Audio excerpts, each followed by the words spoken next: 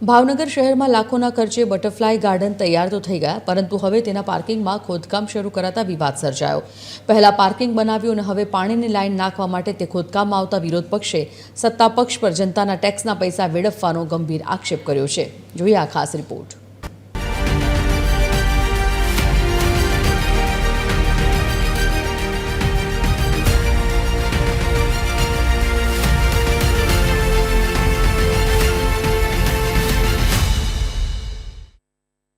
ભાવનગર મહાનગરપાલિકા દ્વારા શહેરીજનો માટે લાખોને ખર્ચે અત્યાધુનિક બટરફ્લાય ગાર્ડન બનાવવામાં આવ્યો છે।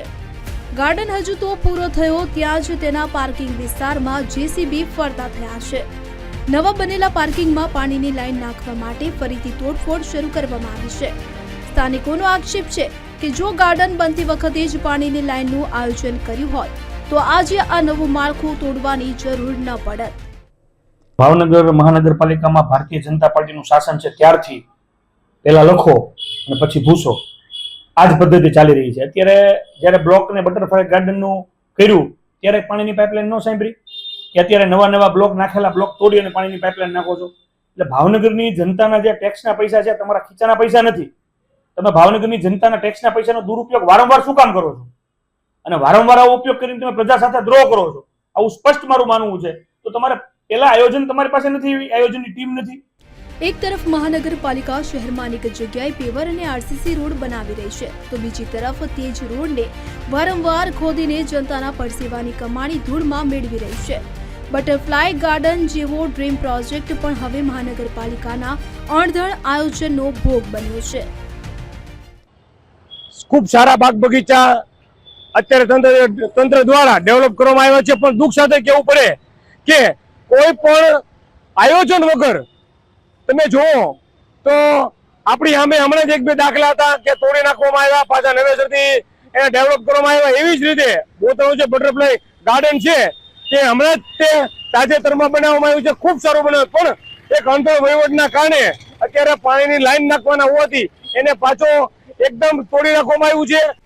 મહાનગરપાલિકાનો વોટર વર્કર્સ વિભાગ પોતાની કામગીરીનો બચાવ કરી રહ્યો છે। અધિકારીઓનું કહેવું છે કે પાણીની લાઈન અનિવાર્ય હોવાથી આ કામગીરી કરવામાં આવી રહી છે। જો કે ગાર્ડન અને પાર્કિંગ બંને તે પહેલા આ લાઈન કેમ ન નખાઈ તે પ્રશ્નનો સચોટ જવાબ તંત્ર પાસે નથી। શહેરમાં અનેક જગ્યાએ રોડ તોડ્યા બાદ હવે બગીચાઓમાં પણ તોડફોડ શરૂ થતા ભાવનગરવાસીઓમાં ભારે રોષ જોવા મળી રહ્યો છે।